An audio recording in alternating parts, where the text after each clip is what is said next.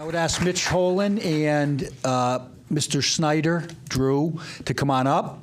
And I want to stop talking so I don't make any other mispronunciations or mistakes. They represent Woodsonia, and they also have partners that are part of this Landmark Group. I think you're going to find this very, very exciting and very, very promising. Gentlemen.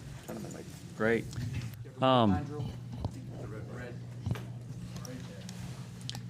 Everybody hear us? Is this okay?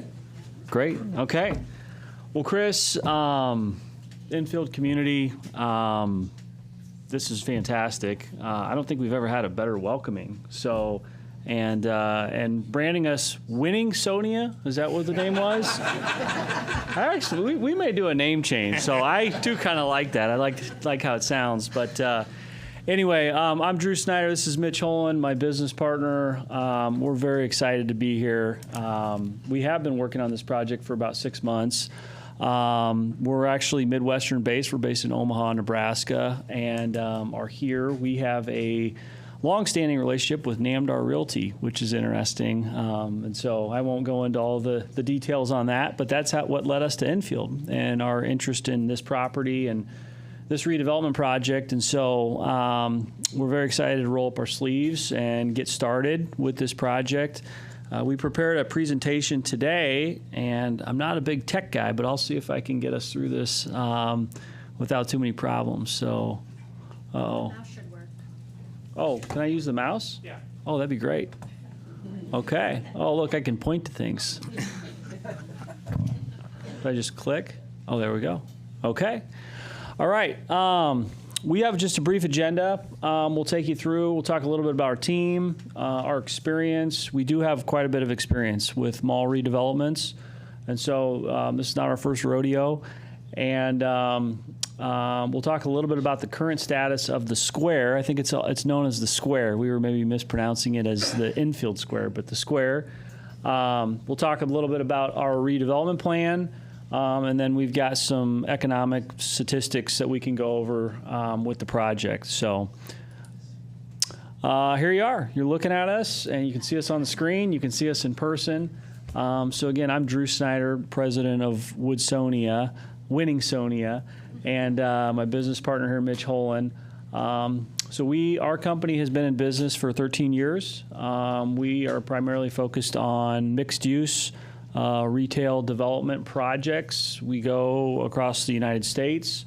We're very opportunistically driven. We have over 75 different projects, from large shopping centers to apartment complexes to single-family subdivisions. So we've got our fingers involved in a lot of different types of assets on the real estate side, all predominantly real estate focused. We don't own or run a lot of operating businesses or anything like that. So that's a little bit about the team and us. And I should back up, and Chris mentioned too, there's also a group that started this project with us called Landmark Property and Development. I want to give them a little recognition. Jordan Peterson is their name. They've been very helpful and instrumental in helping us kind of with some of the initial due diligence and just getting your arms around a project of this size. And so they weren't able to make it. The largest real estate convention in the world's in Las Vegas, and that's here in a couple of days. So I think they're preparing for that and weren't able to make it. But just want to mention those guys as well. Jumping into experience, we've purchased several enclosed malls. And we really cut our teeth in Council Bluffs, Iowa with a mall called Mall of the Bluffs. This was a Namdar mall. So most of these, I think, are previously owned by Namdar Realty. That was a 350,000 square foot enclosed mall. Essentially, same story as Infield. Had completely fallen into disrepair. The enclosed mall business is really a broken business model at this point. As we all know, e-commerce, online retail is here to stay. It's not a fad. And it's had a huge impact on brick and mortar retail, and that would include enclosed malls. And so, but a lot of these mall sites are very well located, so they're optimal for large mixed-use redevelopments or retailer-led redevelopment projects, things of that nature. Mall of the Bluffs was a great example. There's a large home improvement store in the Midwest called Menards, if anybody's ever heard of them. Slogan, save big money at Menards. And they wanted to do a store relocation, and so that was what started the project. So like I mentioned, it was an opportunistic project. Menards was our lead anchor. We acquired the entire mall. We demolished everything, so everything came down. There was a grocery store that was there, similar to Enfield, where Target will stay. You do have a successful Target store here that we anticipate staying. And so there was a grocery store there called Hy-Vee. If anybody's ever heard of Hy-Vee, that's another Midwestern chain. They remained in the project, and it's now completed. So that was one of our first enclosed mall projects. Here's another one, the Conestoga Mall. That was a 550,000 square foot enclosed mall in a smaller community, probably more similar to Enfield size, called Grand Island, Nebraska. This is kind of more in our backyard. This was, we talked a little bit with Chris and his team. This was our first lesson in not keeping. We've made a few mistakes, and we kept some of the mall space here, and I think in hindsight, we wish we would have just demolished everything. It's very difficult to try to get retailers to fit in some of the old mall spaces and sizes. And really what we found, we thought we were saving costs by doing that, and I think it ended up ultimately costing us maybe a little bit more. Some of the depths, some of the space sizes aren't ideal. And so, but that was a little bit about Conestoga. Conestoga Mall was Target-led, so Target was the anchor retailer that anchored that project. It's actually under construction right now. It's about a $250 million project as well. There's a new IHG brand hotel. There's a multifamily component in this project as well. So true mixed-use project, similar to what we're talking about here in Enfield as well. This is just a site plan. The new square footage that's being built in this project is 350,000 square feet. Cache Valley Mall is a very recent project we just closed on and are underway with. Probably a little bit smaller. It's a 25-acre site in Logan, Utah. It was the former home of the Cache Valley Mall. Same story. Every single anchor was dark. There was hardly any tenants left. Very, very well located site. It's about 26 acres. Namdar had done a similar structure here where they had gone in and sold some of the out parcels or some of the outlying restaurants. That's what's happened here in Enfield as well. Creates a little bit of additional complications trying to keep those folks operational as we're underway with a large demolition and redevelopment project. But this is a really exciting project. This was also anchored by Target. So Target's going to build a new 150,000 square foot store here. There was about 15, this was a little bit more viable. There was about 15 existing tenants in the mall. There'll be a multifamily component to this as well, 315 multifamily units, and about a $200 million project. So that is that was another enclosed mall example, just to give you some perspective on our experience. These are some renderings. I think pictures are always kind of worth 1,000 words, and the multifamily part of this project turned out really beautiful.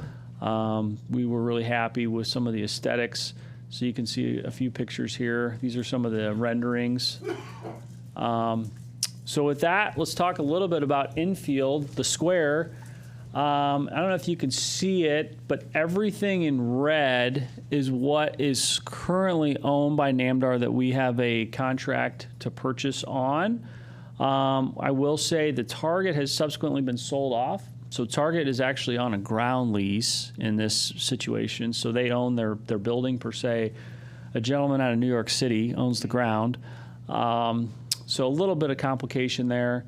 But we'll have to try to work around the existing restaurants up on the north. And then you can see everything in black is vacant. And I think there's some statistics down on the bottom there. Sorry, my eyes are getting bad. But the total mall square footage is 570,000 square feet, and 490,000 square feet of that is now vacant. So it is a significant portion. It's 85% of the mall square footage is vacant. There's temporary tenants, so Namdar, and this is not just Namdar, this is a lot of other mall owners, just to keep some basic income coming in. What we call sort of temporary tenants, not long-term tenants that are spending and investing money in the space. There's about 51,000 square feet of those. So actually occupied by what we would consider long-term, maybe national tenants, is really only about 29,000 square feet. So a very small fraction, 5% of the total square footage of the mall. The state owns a little piece. You can see right over there along I-91. We're debating whether we would need that piece or not to complete our redevelopment. And then you'll see here as I get to the site plan, our plan, outside of the Target, everything would come down. So everything would be demolished, including the Sears. The Sears is on we talked to Chris and staff about this. This is, I think, worth mentioning.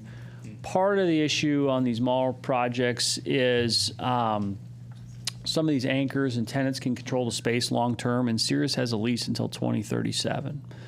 So we will need to deal with those folks, and if you don't, they technically can control the space until 2037. So you're kind of stuck with what you see today unless you're proactive and you can figure out how to get that lease either terminated or move on. So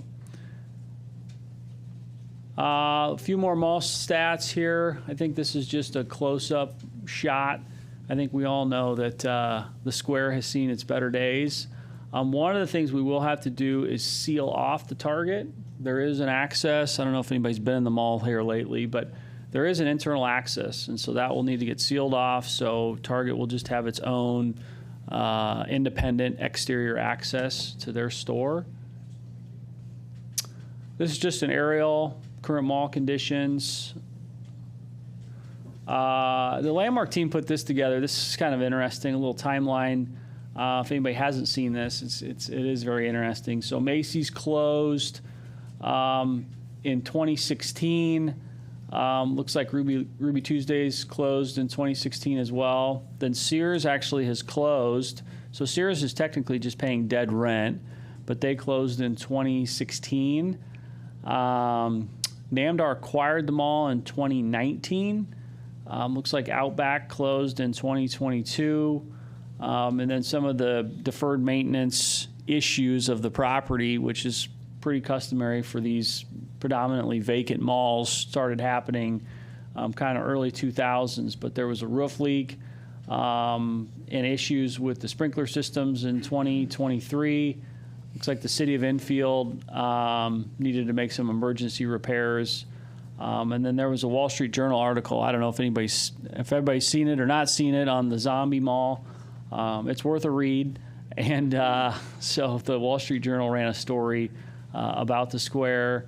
And then Cinemark closed just at the end of last year at the mall. So I think it's everything we all kind of already know, but just a few interesting dates and closures and things like that we wanted to bring to everyone's attention.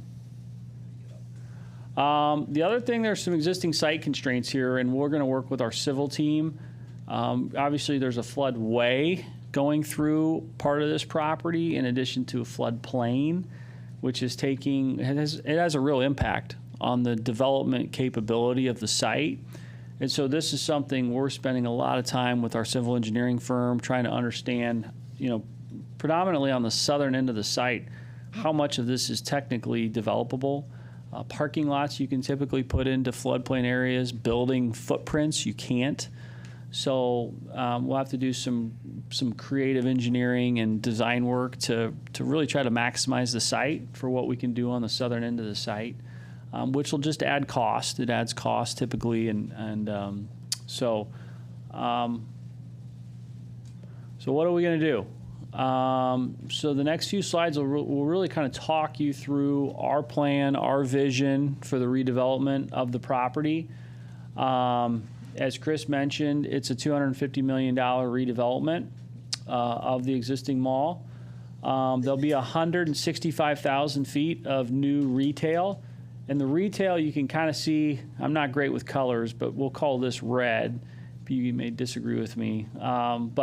So this would be retail. We'd have some smaller outlot retail in addition in front of Target here along Freshwater. So you can see that a little bit here. I think there's a bigger shot of the site plan here on the next page. 2 new hotels that would capture the interstate visibility. We think there's the capacity to do a nice sit-down restaurant here up in the northwest corner, and then multifamily housing in the southwest corner of the site. So those are the uses. Here you go. This is a little bigger shot of the plan. So again, everything in red, everything along Freshwater, this is all retail.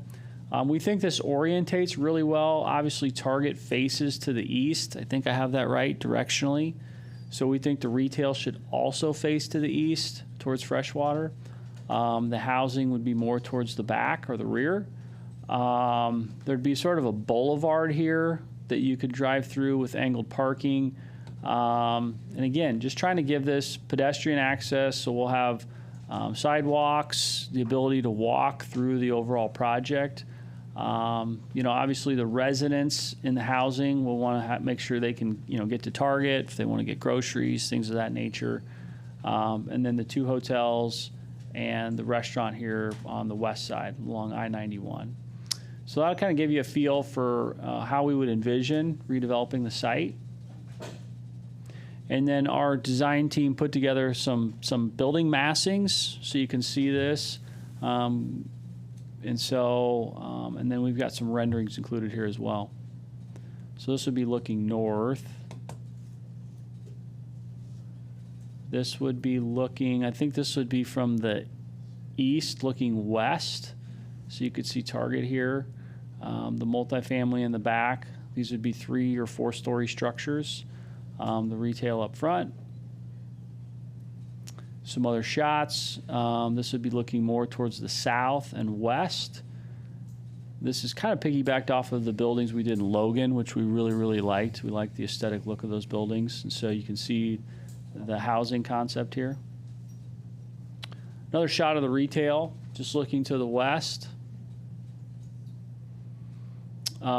This is a little bit about the Zombie Mall story and sort of reviving the square. And then we can talk a little bit about an executive summary. Chris touched on a lot of these points, but we'll go into kind of what the request is of the town. And as we mentioned, it's a $250 million project. Square has been an integral part of your community for 50 years. Housing will be a big focus for us here. There will be about 450 multifamily housing units. That'll get constructed over multiple phases. And then with the town and the state's support, our hope would be to potentially be able to start something Q4 or Q1 of next year as far as actual construction activity. I think this next slide, there you go. So this is really, and our experience has been on these large mall redevelopments, public-private partnership is key. Building a relationship with the community, with the town staff, Chris, that's how these projects get done. Without that, the costs are just so extraordinary. They're always typically well-located sites, but it's true public-private partnership at its finest. That's how we've been successful on the previous projects we had talked a little bit about or I had mentioned. And so that's really what we have done. We've worked with Chris and his team over the last, really probably the last 30 days to really drill down on what is it that we need in order from just the town's perspective. Obviously, we've got to go handle the state here afterwards, assuming their support. But what do we need to try to get this project off the ground? And so and we talked a little bit about this, but it would be extending the TIF district through 2045. We'd be asking the town for a tax freeze, freezing the overall tax base at $7.262 million. There'd be a credit enhancement agreement added sort of to the back end with a base set of $12.8 million. project reimbursement beginning 50% with a 2% annual decrease thereafter. And then we talked a little bit about the $500,000 in pursuit. And really the pursuit costs will be to work with our civil team, legal folks, grant writing, environmental work, some level of design on the multifamily so we can get true pricing. So those are the type of things that with the TIF funding of $500,000 and then our funding of $500,000, that $1 million, that's really where we'll be focused on spending that money. And so we just want to make sure that's clear. And then obviously we talked about the state funding, the CIF of really our request there is no less than $20 million, which we understand is an extraordinary ask of the state. Hopefully the state thinks it's a worthwhile project. And then brownfield remediation and development of $6 million. So those would be the two state programs that, and we've had multiple calls, multiple meetings. So we feel strongly that hopefully the state will support that type of level of investment. Condemnation, always a fun topic to talk about. So in our experience of doing these mall redevelopments, there occasionally can be a holdout tenant or a difficult tenant that says, we're not leaving, we love our mall, even though it's 95% vacant, we are staying and we need a humongous check. And so unfortunately we've ran into those cases where we've just incurred tenants that are just unreasonable.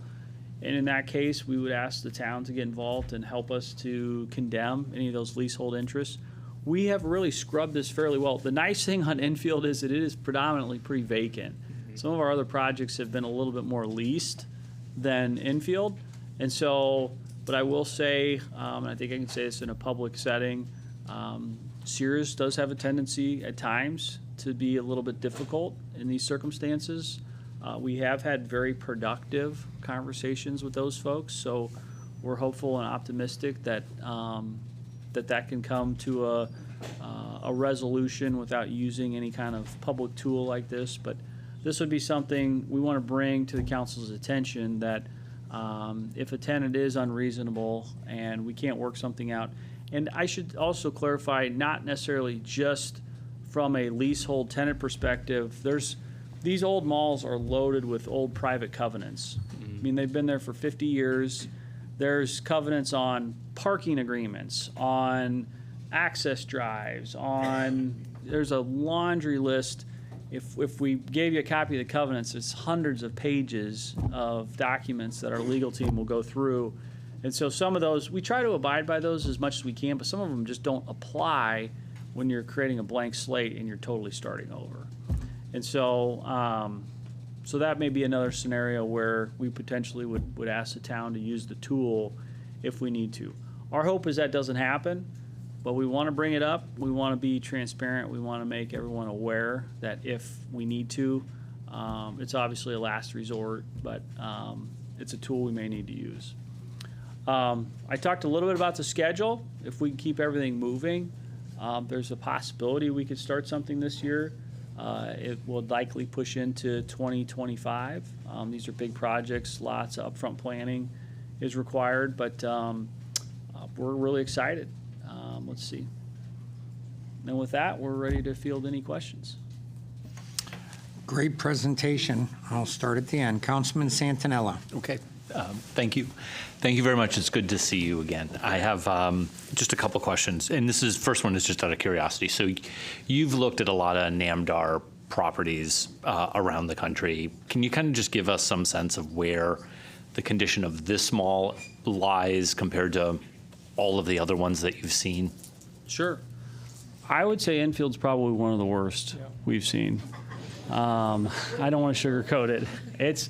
The vacancy is unbelievable. The condition of the property is it's in really difficult shape. Yeah, I mean, I can't speak. I don't know. We've been to maybe NAMDAR owns 180 malls. We've maybe been to 40 of them, 50 of them. I mean, we certainly haven't been to all of them, but I would say Enfield's been one of the worst that we've seen. Okay, thank you.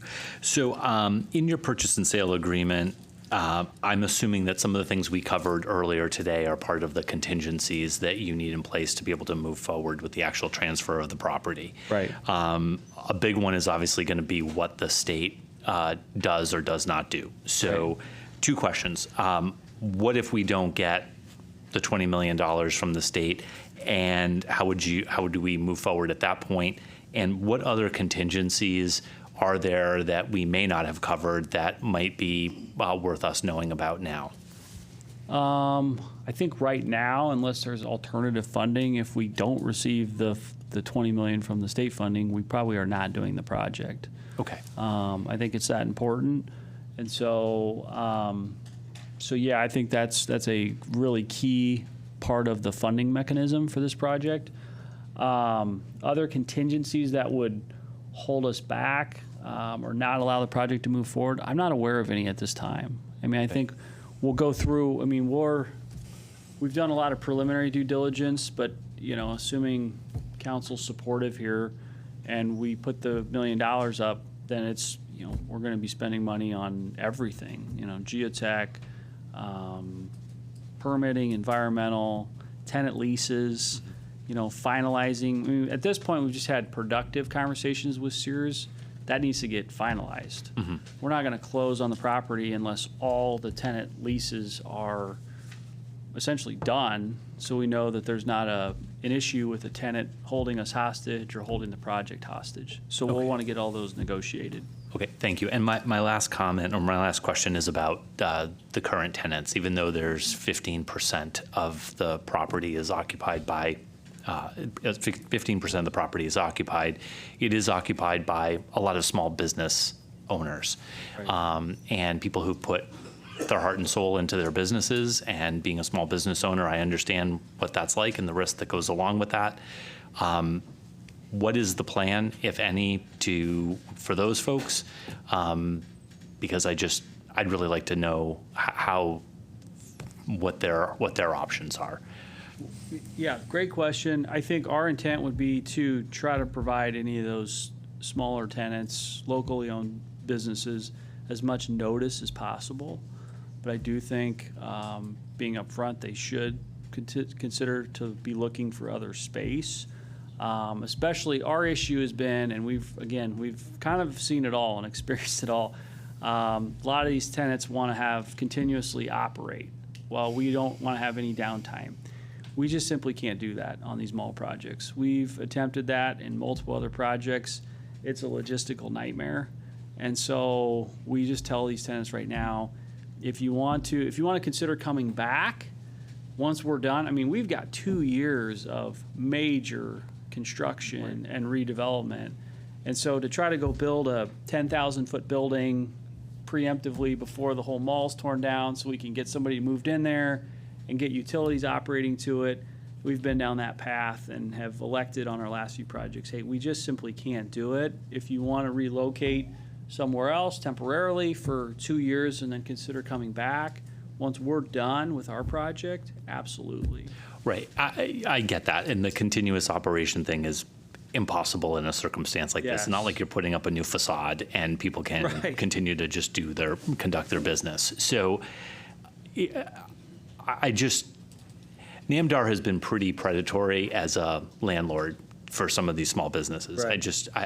I'm aware of the conditions of some of the leases that are in place, and they're incredibly generous and or they're inexpensive, right? Just to serve NAMDAR's purpose. I just would like to really have, if there's anything that can be done to sort of give people proper notice, give them time to react and help them, I would feel really good to have, if we could have something in place or some process in which we can actually facilitate whatever the end result is going to be for those folks. And that may not fall on you. It may be something that the town can do or through our economic and community development. But I think I just get nervous when I see so many small businesses being displaced at once like that. So I do think, and we've experienced this as well, I do think that these tenants, most of them are in what's called a license agreement. It's not a true long-term lease agreement. And so if they read their lease agreement, which hopefully they did, or they should, that they're paying a reduced rent, but with the flexibility that you do have to move out, right? So it's sort of a give and take. It was a negotiation on the front end, and to NAMDAR's credit, these license agreements, from our perspective as a redeveloper of their properties, are much more conducive. It's not a long-term lease that you're bound to, like, for instance, the Sears. Right. So I would say that I think predominantly most of the tenants left, we'll confirm that, are in these license agreements. Very good. Thank you very much. Yeah. Thank you. Councilor Santinella and I were kind of thinking the same thing. So my only comments are about the tenants. I think you talked about tenant relocation and termination in a couple of your slides, and then talked about the temporary tenants, which I think that we're referring to as sort of your small business and local, but I understand you're talking about temporary because of the licensing agreements and things like that. So what I would love to see as part of sort of the partnership that you would have with the town is working with economic development, is working with the town in trying to relocate some of those smaller business and local businesses from that mall where they are.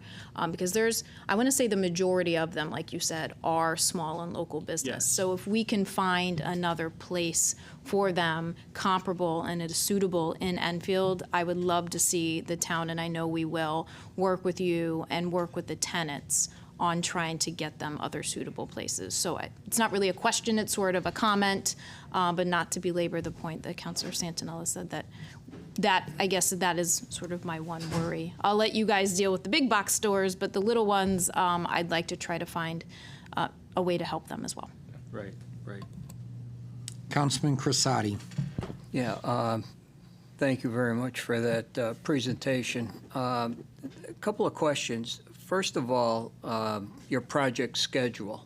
Not even talking in regard to that, but do you have a specific time frame with your talks with Sears, number one, because that seems to be a hiccup in the road, all right?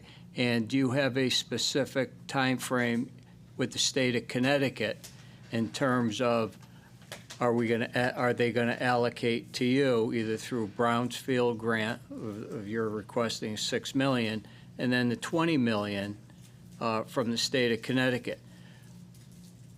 How long are you willing to wait to hear an answer from them? And if you don't get the full amount, are you willing to work to be to make some adjustments to make this project work in the event that you don't get your full amount that you're asking for? Well, I think the state, and I don't have those right in front of me, I think the state gave us some timeframes when they Yes. would expect to The get back CIF to us. will apply in June, and it takes, as other applications, we've filed a few months, 4 months or so, could be shorter for them to give us an answer back. I will tell you as well, we've told the state, and we've had to tell other people in town who wanted us to join in the CIF applications that we weren't going to do any others. We wanted to focus completely on the square. I think there are always hurdles. I don't think we can have them answer every question. I don't think they should have to negotiate with Sears in public. I think they've told us where they're at, and we share those things privately where we can, is not to jeopardize that or embolden Sears in some way. But in regard to the state, we have talked to, and we've had multiple calls with the state officials.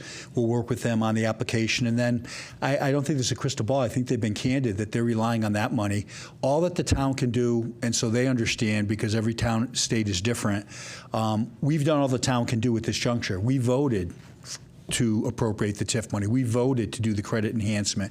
We voted to do the tax freeze. We voted to extend the TIF. The town has done all that we have at our disposal, and now it'll be up to the state. And I think it's a good question, Bob, but I wouldn't want to put them on the spot. I think they already alluded to that they pretty much need that $20 million, and if they don't get it, I'm sure they'll try to look at other avenues, but I don't think they'd be in a position tonight to say exactly where they'll be. I think it'll depend on other costs that come in and other leases that they're able to enter into. And just in regard to Gina and John, Christy, I mean, when I first came back, Steve and I went to the square. We talked to the tenants. We helped them with letters to NAMDAR to get security there and to get some management. We assisted them as best we could. Christie's reached out to Eastfield Mall to see how they relocated their tenants. Aaron, we told him that that would be a priority with these folks. We try to feed the council when we have dinners on occasion from the businesses in the square. We've purchased some of these and jackets from the vendors in the square. So we've done all we can to support the small businesses, and we'll continue to do that on our end. I think these folks, it's limited. They'll give them plenty of notice. They'll let us know the lay of the land, and then we'll have our staff in economic development do everything within their power to help relocate those who will be displaced. Fortunately, it's been talked about for quite some time. I know the manager there confirmed it was for sale, so the tenants are on notice. Nobody ever likes to get that news, or you want to stay, right? It's like people down in Florida in the Key West, that hurricane's coming. Well, a lot of them don't want to leave. They know it's coming, but they don't want to believe it. So we'll work with them and accommodate them collaboratively as best we can. Yeah, thank you. I wasn't looking for an exact answer or anything, but it's just broad questions that I am asking. I think we're gonna put our best foot forward with the town and the grant writer to hopefully be in a great position to Great. get the state funding that we're. But I agree with Chris. I don't think I can answer your question No, if there's a plan B. Right now, there really isn't a plan B. Okay. We're sticking with plan A, and we're hopefully going to be successful with plan A. The thing that I like is that you've taken NAMDAR properties and turned them around. So that's exciting to hear as a council, and being involved with all the problems that we've had with NAMDAR over the past few years with their neglecting of the building and things that we had to do against NAMDAR. And so you're familiar with a lot of their actions and activities. So, Right. So I am ecstatic.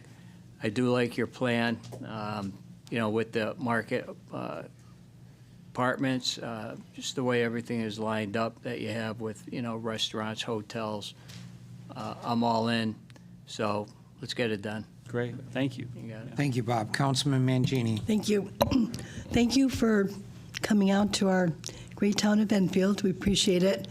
Presentation was great. A couple of the questions that I have probably have already been answered almost in its entirety, but I want to get back to the alternate funding. If for some reason you don't have success with the state, you mentioned there may be alternate funding you could go to, and I'm not sure how that would work or what your plan is on that. I'll just jump in. I think that they said the opposite of that. They're relying on the agreements that we've put forward. They're going to rely on the state funding. I'm glad we've clearly articulated that we need the state's help in a big way here. We're going in eyes wide open. We're saying these folks came forward when we've had no other interest of anybody who is a viable developer.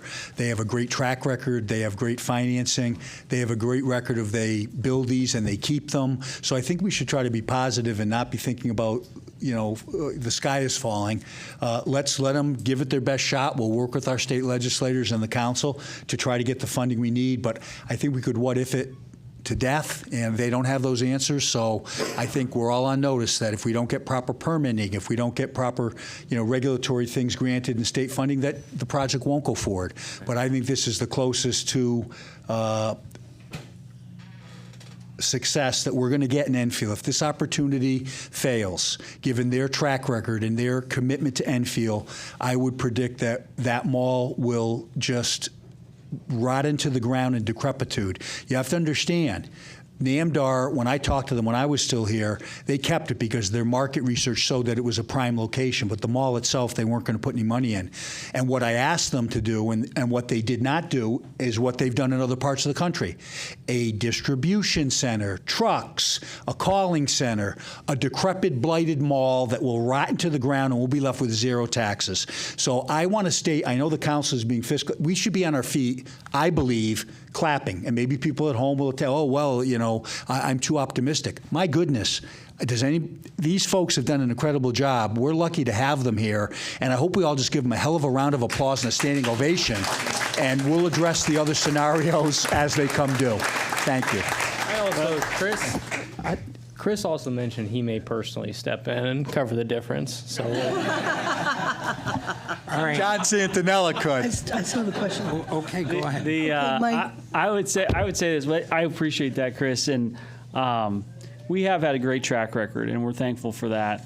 I would say hold the applause. Right, this is step one of a 15-step process, but the support is fantastic. This is how things get done, and so I think first and foremost, we do appreciate the support. Let's get the applause. When we get the state funding, then we all do the applause and the high fives. Well, I So- just want to say thank you again. And it's reassuring to know, as my prior colleagues have questioned relocation of tenants, I'm happy to hear that you're, willing to work to get the tenants, where they need to be. Right. No displacement, so Thank you, Cindy. Mike? Welcome to Enfield. Yeah, thank you. Nice to meet you. And I think it was touched on. I think where people get lost in some of this. Is this your first development on these kind of malls in the Northeast? Curious. Yes, in the Northeast it is. So you've done, I'm assuming, some market research. If you're willing to put in print, whether you get there or not, $200-something million. So you've done some market research. I think people need to learn that a little perspective on some of the things that you see.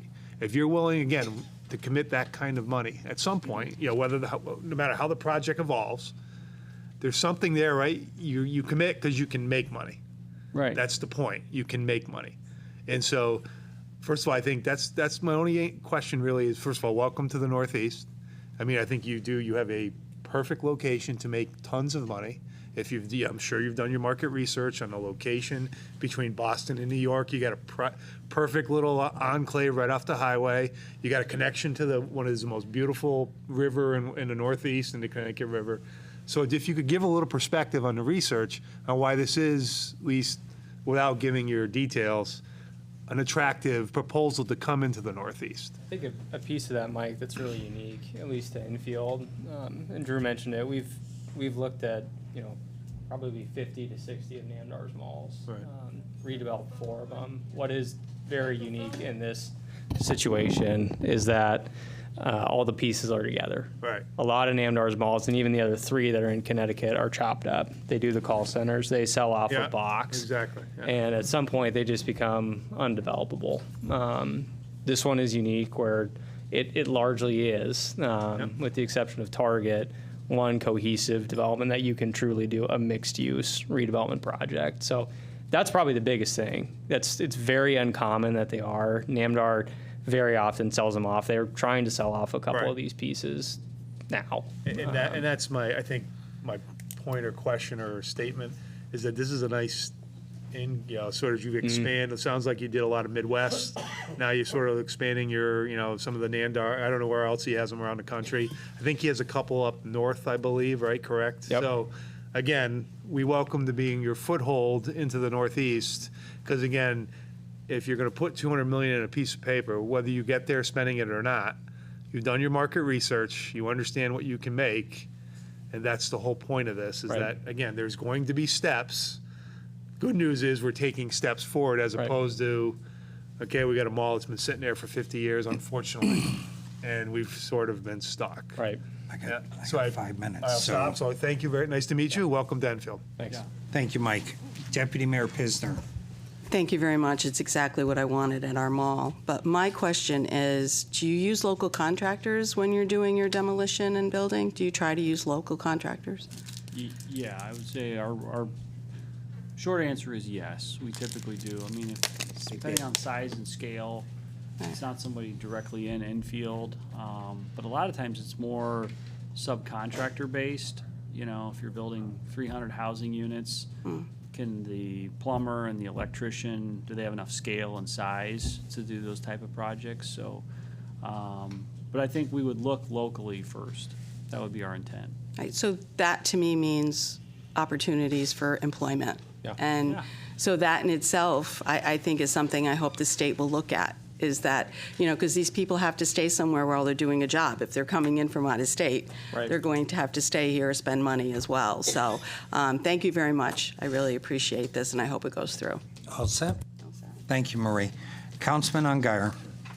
thank you for your presentation. It was wonderful. We're all really excited about this project, and I get the young people all asking me, can it be a cool coffee place that we can hang out in? And so now I can kind of guide them through your presentation.